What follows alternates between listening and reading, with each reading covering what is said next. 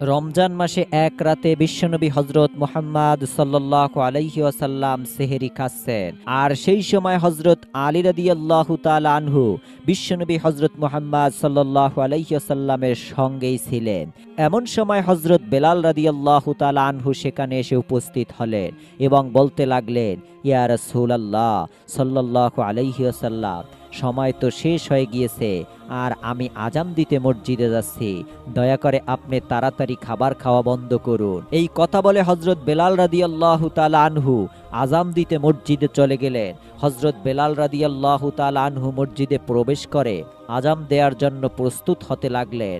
কিন্তু এরই মাঝে হজরত বেলাল রাদিয়াল্লাহু তাআলা আনহু এর মনে পড়ে গেল যে জানি না হজরত মুহাম্মদ সাল্লাল্লাহু আলাইহি ওয়াসাল্লাম খাওয়া সমাপ্ত করছে কিনা।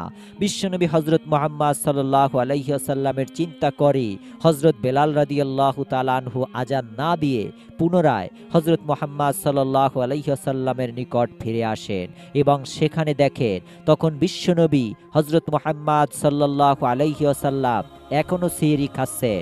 এটি দেখে হজরত বেলাল রাদিয়াল্লাহু তাআলা আনহু বললেন, ইয়া রাসূলুল্লাহ সাল্লাল্লাহু আলাইহি ওয়াসাল্লাম, আল্লাহর কসম সেহরির সময় শেষ হয়ে গিয়েছে।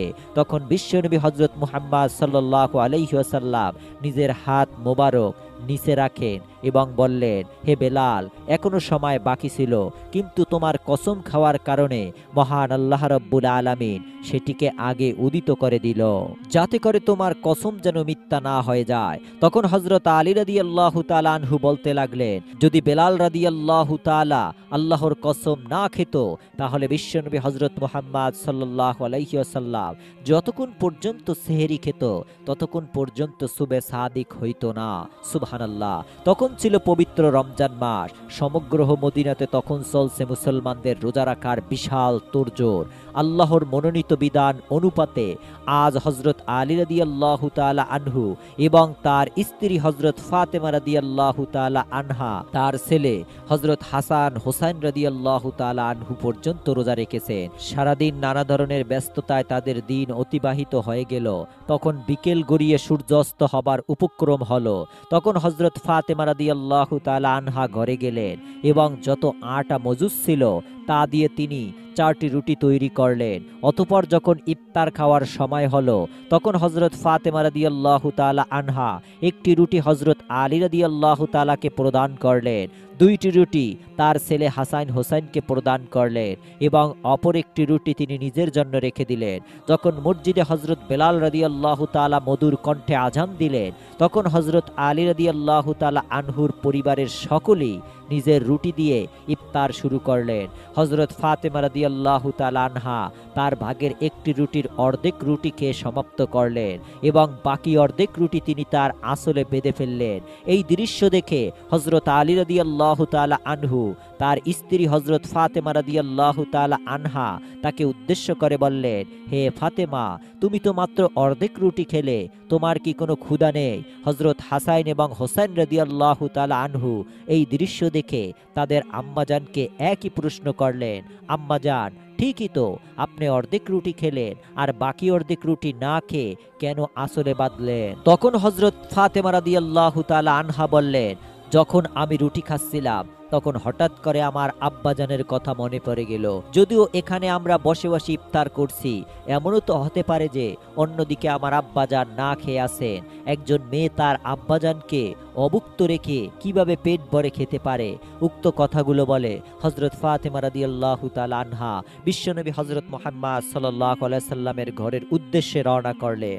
যখন হজরত ফাতেমা রাদিয়াল্লাহু তাআলা আনহা হজরত মুহাম্মদ সাল্লাল্লাহু আলাইহি ওয়াসাল্লামের ঘরে এসে পৌঁছালেন তখন তিনি দেখতে পেলেন যে হজরত মুহাম্মদ সাল্লাল্লাহু আলাইহি ওয়াসাল্লাম মাগরিবের নামাজ পড়তে ইতিমধ্যে মসজিদে চলে গেছেন। তাই তিনি হজরত মুহাম্মদ সাল্লাল্লাহু আলাইহি ওয়াসাল্লামের জন্য অপেক্ষায় ঘরের বাহিরে দরজার সামনে দাঁড়িয়ে দাঁড়িয়ে অপেক্ষা করতে লাগলেন। যখন হযরত মুহাম্মদ সাল্লাল্লাহু আলাইহি ওয়াসাল্লাম নামাজ শেষ করে নিজের বাড়িতে ফিরে এলেন, তখন তিনি দেখতে পেলেন যে তার আদরের মেয়ে হযরত ফাতেমা রাদিয়াল্লাহু তাআলা আনহা দরজার সামনে দাঁড়িয়ে আছেন। হযরত মুহাম্মদ সাল্লাল্লাহু আলাইহি ওয়াসাল্লামের আদরের মেয়ে হযরত ফাতেমা রাদিয়াল্লাহু তাআলা আনহাকে উদ্দেশ্য করে প্রশ্ন করলেন, হে মা ফাতেমা, আজ হঠাৎ করে এই সময় তুমি আমার ঘরের বাহিরে দাঁড়িয়ে আছো কেন? অতঃপর হযরত মুহাম্মদ সাল্লাল্লাহু আলাইহি ওয়াসাল্লাম তার আদরের মেয়ে হযরত ফাতেমা রাদিয়াল্লাহু তাআলা আনহাকে নিয়ে ঘরে ঢুকলেন। তখন হযরত ফাতেমা রাদিয়াল্লাহু তাআলা আনহা নবীজি সাল্লাল্লাহু আলাইহি সাল্লামকে উদ্দেশ্য করে বললেন, আব্বাজান, আজ যখন আমি ইফতার করছিলাম তখন আপনার কথা আমার প্রচণ্ড মনে পড়েছিল, তাই আমি আমার খাবারের অর্ধেক আপনার জন্য নিয়ে এসেছি। উক্ত কথাগুলো শুনে দয়ার নবী দুই চোখে পানি ছেড়ে দিয়ে বললেন, মা, তুমি আজ আমার জন্য খাবার নিয়ে এসে উপকার করেছো।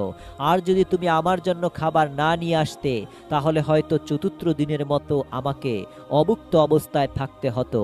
বিশ্বনবী হযরত মুহাম্মদ সাল্লাল্লাহু আলাইহি ওয়াসাল্লামের মুখে এমন কথা শুনে হযরত ফাতেমা রাদিয়াল্লাহু তাআলা আনহার চোখ দুইটি অজস্র সিক্ত হয়ে গেল। হযরত ফাতেমা রাদিয়াল্লাহু তাআলা আনহা তার আসল থেকে রুটির অর্ধেক টুকরো বের করে হযরত মুহাম্মদ সাল্লাল্লাহু আলাইহি ওয়াসাল্লামকে খাওয়াতে লাগলেন। এমন অশ্রুসিক্ত কণ্ঠে আমাদের নবী হযরত মুহাম্মদ সাল্লাল্লাহু আলাইহি ওয়াসাল্লাম বললেন, আব্বাজান, আজ হয়তো আমার বদৌলতে আপনি কিছু খেতে পেয়েছেন, কিন্তু কাল কি হবে? কালকে আপনি খাবারের জন্য কি পাবেন? আমাদেরই বা কি হবে? আমরা তো এটাও জানি না যে কাল আমরা কিছু খাবার পাবো কিনা। উক্ত কথাগুলো শুনে আমাদের বিশ্বনবী মুহাম্মদুর রাসূলুল্লাহ সাল্লাল্লাহু আলাইহি ওয়াসাল্লাম তার আদরের মেয়ে হযরত ফাতেমা রাদিয়াল্লাহু তাআলা আনহাকে উদ্দেশ্য করে বললেন, মা, বেশি বেশি ধৈর্য ধারণ করো, কারণ আমাদের এই ধৈর্যের কারণে মহান আল্লাহ তাআলা আমার দুর্বল উম্মতের গুনাহসমূহ ক্ষমা করে দিবেন। সুবহানাল্লাহ। প্রিয় দর্শক, এই ছিল নবীর পরিবারের কষ্টের রোজা। হযরত মুহাম্মদ সাল্লাল্লাহু আলাইহি ওয়াসাল্লামের উম্মতকে অর্থাৎ আমাদেরকে বাঁচানোর জন্য কতই না প্রচেষ্টা করেছেন। 3 দিন যাবত না খেয়ে কাটিয়েছেন, কিন্তু তিনি বিন্দুমাত্র কষ্ট পাননি। হযরত মুহাম্মদ সাল্লাল্লাহু আলাইহি সাল্লাম চেয়েছেন তার কষ্টের বিনিময়ে যেন তার উম্মত অর্থাৎ আমাদের গুনাহসমূহকে ক্ষমা করে দেয়া হয়। কিন্তু প্রিয় দর্শক, আমরা নবীজির উম্মত হয়েও নবীজির সুন্নাত পালন করি না। তারা ইফতার করার জন্য সামান্য খাবার খেয়েছেন, অথচ যদি আমরা তাদের দিকে লক্ষ্য করি তাহলে আমরা দেখতে পাই যে আমরা যা খাই তার চাইতে বেশি অপচয় করি। আমাদের উচিত যতটুকু আমাদের সাধ্যে কুলায় ততটুকু খাবার গ্রহণ করা এবং ক্ষুধার্ত কোনো ব্যক্তিকে নিজের খাবার সঙ্গী বানিয়ে নেয়া। মহান আল্লাহ তাআলা আমাদের সবাইকে বোঝার তৌফিক দান করুন এবং এই রমজান মাসে অপচয় করা থেকে আমাদের সকলকে রক্ষা করুন। আমিন। প্রিয় দর্শক, যেই নবী আমাদের জন্য এত কিছু করেছেন, আসুন সেই প্রাণের নবী হযরত মুহাম্মদ সাল্লাল্লাহু আলাইহি ওয়াসাল্লামের সম্মানার্থে কমেন্টে কালেমা লিখি, লা ইলাহা ইল্লাল্লাহু মুহাম্মাদুর রাসূলুল্লাহ সাল্লাল্লাহু আলাইহি ওয়াসাল্লাম। রমজান মাসে একদিন এক ব্যক্তি বিশ্বনবী হযরত মুহাম্মদ সাল্লাল্লাহু আলাইহি ওয়াসাল্লামের নিকট এসে উপস্থিত হলেন এবং বললেন, ইয়া রাসূলুল্লাহ, আমি রমজান মাসে দিনের বেলা স্ত্রীর সাথে সহবাসে লিপ্ত হয়েছি, এখন আমার কি করণীয়? বিশ্বনবী হযরত মুহাম্মদ সাল্লাল্লাহু আলাইহি সাল্লাম তখন সেই ব্যক্তিকে বললেন, তোমার কি একটি কৃতদাস আজাদ করার সামর্থ্য রয়েছে? তখন সেই ব্যক্তি বলল, জি না। তখন হযরত মুহাম্মদ সাল্লাল্লাহু আলাইহি সাল্লাম বললেন, তাহলে ধারাবাহিকভাবে 2 মাস রোজা রাখতে পারবে। তখন সেই ব্যক্তি বলল, জি না। তখন নবীজি সাল্লাল্লাহু আলাইহি সাল্লাম পুনরায় বললেন, তাহলে তোমার কি 60 জন মিসকিনকে খাওয়ানোর সামর্থ্য রয়েছে? তখন সেই ব্যক্তি বলল, তাও নেই। এমন সময় বিশ্বনবী হযরত মুহাম্মদ সাল্লাল্লাহু আলাইহি ওয়াসাল্লামের কাছে এক পাত্র খেজুর হাদিয়া এলো। তখন বিশ্বনবী হযরত মুহাম্মদ সাল্লাল্লাহু আলাইহি সাল্লাম সেই ব্যক্তিকে বললেন, এইগুলো তোমার পক্ষ থেকে গরিবদের মাঝে দিয়ে দাও। তখন সেই ব্যক্তি বলল, আমাদের চেয়ে গরিব আর কেউ নেই। তখন নবী করিম সাল্লাল্লাহু আলাইহি সাল্লাম বললেন, এইগুলো তোমার পরিবারকেই খাইয়ে দাও। সুবহানাল্লাহ।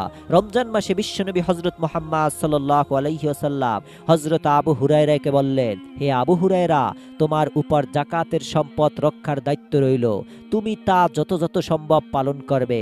বিশ্বনবী হযরত মুহাম্মদ সাল্লাল্লাহু আলাইহি সাল্লামের নিকট হতে যাকাতের সম্পদ রক্ষা করার দায়িত্ব নিয়ে হযরত আবু হুরায়রা রাদিয়াল্লাহু তাআলা আনহু বাড়িতে চলে আসেন।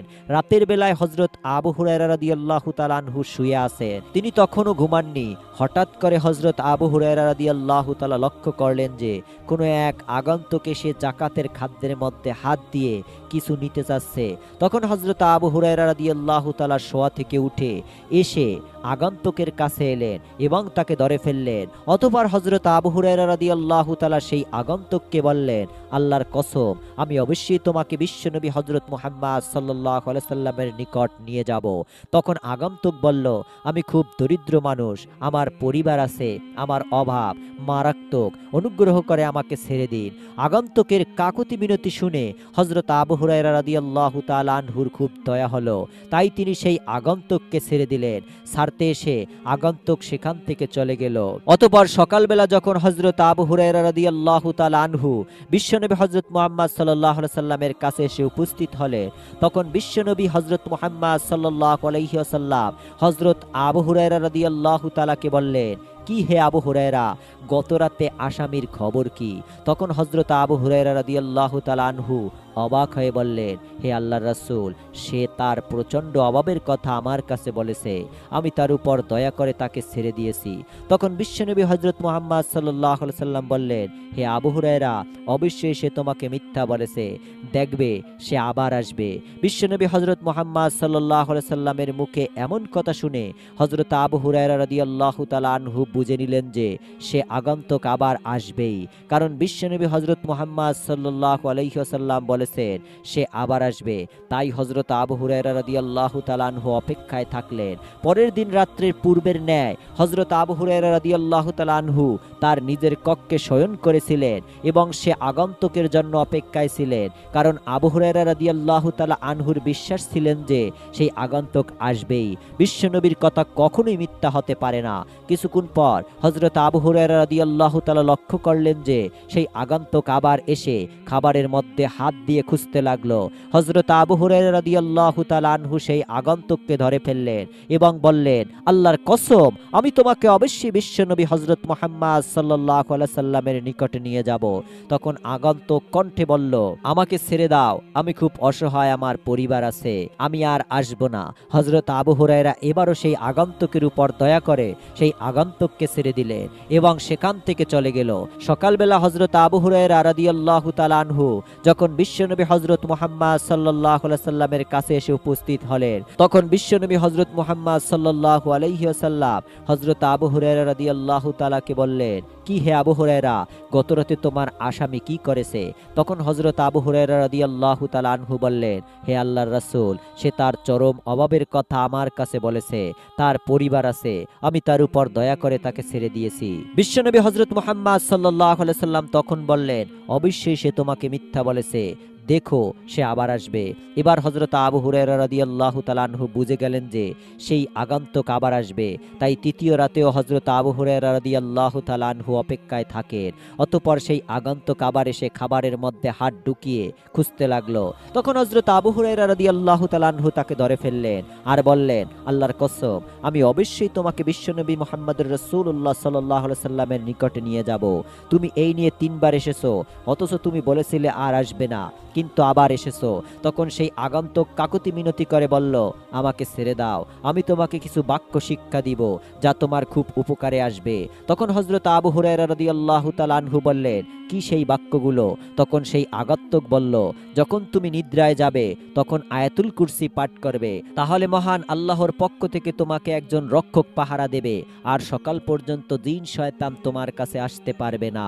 সেই আগন্তুকের মুখ থেকে এই বাক্য শোনার পর হযরত আবু হুরায়রা রাদিয়াল্লাহু তাআলা আনহু তাকে ছেড়ে দিলেন এবং সেই আগন্তুক সেখান থেকে চলে গেল।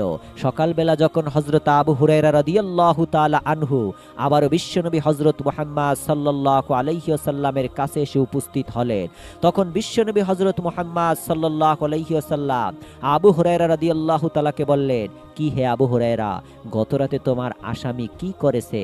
তখন হযরত আবু হুরায়রা রাদিয়াল্লাহু তাআলা আনহু বললেন, ইয়া রাসূলুল্লাহ সাল্লাল্লাহু আলাইহি ওয়াসাল্লাম, সেই আগন্তুক আমাকে কিছু উপকারী বাক্য দিয়েছে, তাই আমি তাকে ছেড়ে দিয়েছি। বিশ্বনবী হযরত মুহাম্মদ সাল্লাল্লাহু আলাইহি সাল্লাম তখন জিজ্ঞাসা করলেন, তোমাকে সেই আগন্তুক কি শিক্ষা দিয়েছে। তখন হযরত আবু হুরায়রা রাদিয়াল্লাহু তাআলা আনহু বলল, সেই আগন্তুক বলেছে, যখন তুমি নিদ্রায় যাবে তখন আয়াতুল কুরসি পাঠ করবে, তাহলে মহান আল্লাহর পক্ষ থেকে তোমাকে একজন রক্ষক পাহারা দেবে, আর সকাল পর্যন্ত জিন শয়তান তোমার কাছে আসতে পারবে না। তখন উপস্থিত সকল সাহাবায়ে কেরাম এই শিক্ষণীয় বিষয়ে জানতে খুব আগ্রহী হয়ে উঠলেন। তখন বিশ্বনবী হযরত মুহাম্মদ সাল্লাল্লাহু আলাইহি ওয়াসাল্লাম হযরত আবু হুরায়রাকে লক্ষ্য করে বললেন, হে আবু হুরায়রা, সে তোমাকে সত্য বলেছে, যদিও সে মিথ্যাবাদী। হে আবু হুরায়রা, গত 3 রাতে যার সাথে কথা বলেছো তুমি কি জানো সে কে? তখন হযরত আবু হুরায়রা রাদিয়াল্লাহু তাআলা আনহু বললেন, ইয়া রাসূলুল্লাহ সাল্লাল্লাহু আলাইহি ওয়াসাল্লাম, আমি তো জানি না যে সে কে। তখন বিশ্বনবী হযরত মুহাম্মদ সাল্লাল্লাহু আলাইহি ওয়াসাল্লাম বললেন, হে আবু হুরায়রা, সে ছিল জিন শয়তান। প্রিয় দর্শক, এই হাদিস থেকে আমরা যা শিক্ষা পেলাম তা হলো জনগণের সম্পদ পাহারা দেওয়া ও তার রক্ষা করার জন্য আমানতদার দায়িত্বশীল নিয়োগ দেওয়ার কর্তব্য। হযরত আবু হুরায়রা রাদিয়াল্লাহু তাআলা আনহু ছিলেন একজন বিশ্বস্ত আমানতদার সাহাবী। আবু হুরায়রা রাদিয়াল্লাহু তাআলা আনহু দায়িত্ব পালনেও একাগ্রতা ও আন্তরিকতার প্রমাণ দিলেন। তিনি রাতেও না ঘুমিয়ে জাকাতের সম্পদ পাহারা দিয়েছেন। বিশ্বনবী হযরত মুহাম্মদ সাল্লাল্লাহু আলাইহি সাল্লামের এটি একটি মুজিজা। তিনি ঘটনাস্থলে উপস্থিত না থেকেও হযরত আবু হুরায়রা রাদিয়াল্লাহু তাআলার কাছে বর্ণনা শুনে বুঝতে পেরেছেন শয়তানের আগমনের বিষয়টি।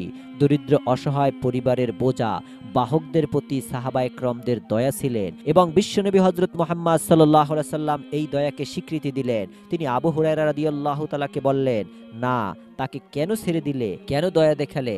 সাহাবায়ে কেরামদের কাছে ইলম বা বিদ্যার মূল কতখানি ছিল যে অপরাধী শয়তান যখন তাকে কিছু শেখাতে চাইল তখন তারা শিখে নিলেন এবং তার মূল্যায়নে তাকে ছেড়েও দিলেন। খারাপ বা অসৎ মানুষ বা জিন শয়তান যদি ভালো কোনো কিছু শিক্ষা দেয় তা শিখতে কোনো দোষ নেই, তবে কথা হলো তার ষড়যন্ত্র এবং অপকারিতা সম্পর্কে সচেতন থাকতে হবে। যেমন আল্লাহ রাসূল সাল্লাল্লাহু আলাইহি সাল্লাম বলেছেন, সে তোমাকে সত্য বলেছে তবে সে মিথ্যুক। এই বিষয়টিকে শিক্ষার একটি মূল নীতি হিসাবে গ্রহণ করা যায় যে শয়তান মানুষের খাদ্য খাবারে হাত দেয়, তা থেকে গ্রহণ করে এবং নষ্ট করে। আয়াতুল কুরসি একটি মস্ত বড় সুরক্ষা। যারা আমল করতে পারে তাদের উচিত এই আমলটি ত্যাগ না করা। রাতে নিদ্রার পূর্বে এটি পাঠ করলে পাঠকারী সকল প্রকার অনিষ্টতা থেকে মুক্ত থাকবে এবং জিন শয়তান বা অন্য কোনো কিছু তার উপর চড়াও হতে পারবে না।